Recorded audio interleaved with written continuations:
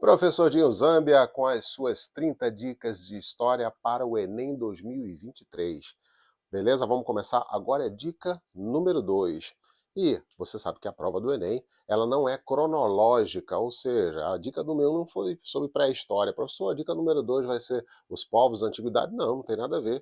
Pode vir um assunto da Idade Moderna, pode vir um assunto da contemporaneidade, pode vir um assunto da Idade Antiga, ou repetir alguma coisa relacionada também aos primeiros povos que habitaram os países, ou os povos originários, pode ser também, não tem problema. Mas hoje eu já vou trazer logo essa dica que é certa cair na sua prova, porque praticamente todo o Enem caiu. Vamos lá? Era Vargas, Getúlio Vargas. Primeira coisa, você precisa lembrar que Getúlio Vargas ele teve dois governos. O primeiro governo, que durou 15 anos, e o segundo governo, que vai ser 3 anos e um pouquinho, beleza? Esse primeiro governo de 15 anos, que é a chamada a Era Vargas, vai de 1930 até 1945. Depois ele sai e vem um período, que é o período chamado da redemocratização do país, que começa o governo do presidente Eurico Gaspar Dutra, e o Vargas volta depois do Dutra e acaba seu segundo governo com o seu suicídio. Mas não é desse período que eu vou falar para vocês. Esse período aí, que é o período da criação lá da Petrobras, mas não é desse, eu quero falar do primeiro, que é a Era Vargas. A Era Vargas é dividida em 3 momentos. Esses 3 momentos desses 15 anos são chamados, primeiro, tá? Período provisório, que é o governo provisório, que é de 1930 até 1934. O segundo é o chamado governo constitucional, porque ele criou uma constituição, colocou dentro dos políticos que ele mesmo escolheu e toda a organização política do país para votar nele indiretamente, vem um governo constitucional, que ele é eleito em 1934, e o seu governo, que deveria ir até 1938, na verdade, quando chega 1937, ele dá um golpe para ficar, que é o Plano Cohen. E aí, com 1937, com o Plano Cohen, inicia o Estado Novo, a ditadura Vargas. Tranquilo? Então, primeiro, governo provisório. Professor, por que é provisório? Porque ele assumiu em 1930, a partir de um movimento que é chamado Movimento Revolucionário de 1930, claro, né, esse nome revolução é contestado, mas pode cair ainda assim na sua prova.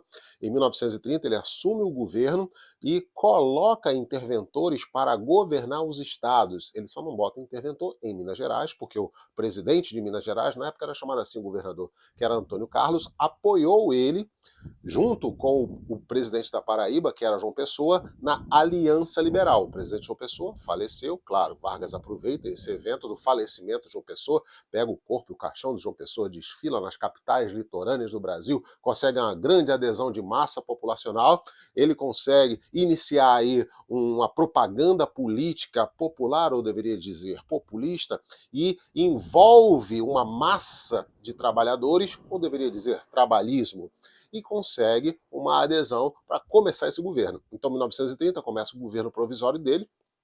Ele deveria governar alguns meses, organizar uma Constituição, não organizou, nem chamou uma Assembleia.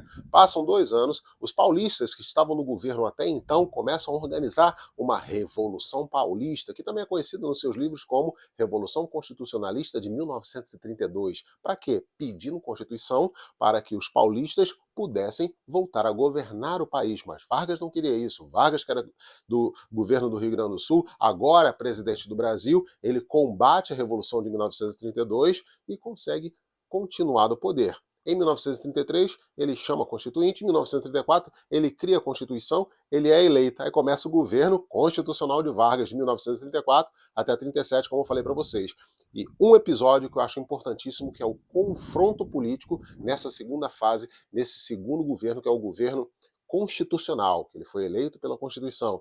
É o confronto político entre extrema-direita, que é a AIB, Ação Integralista Brasileira, contra a ANL, a Aliança Nacional Libertadora dos Comunistas, com a cabeça ali de Luiz Carlos Prestes na liderança e dos integralistas, que é baseado no fascismo e até mesmo nazista, hitleriano, com muitas características, cuja liderança era do Plínio Salgado, que eram apelidados por muitos de os camisas verdes, que tinham um grito de guerra Anauê. Esse confronto político entre extrema-direita e esquerda deu um movimento tão importante para a história do Brasil, que a partir daí a gente começa a perceber uma grande cisão. O Vargas apoia, inicialmente, os integralistas. Ele coloca na ilegalidade os comunistas, mas depois ele também impede que esses integralistas continuassem com ele no poder. Então a gente sabe que o Vargas ele joga dos dois lados, ele vai conseguindo, né, aderir aos movimentos, ele vai atendendo a algumas causas,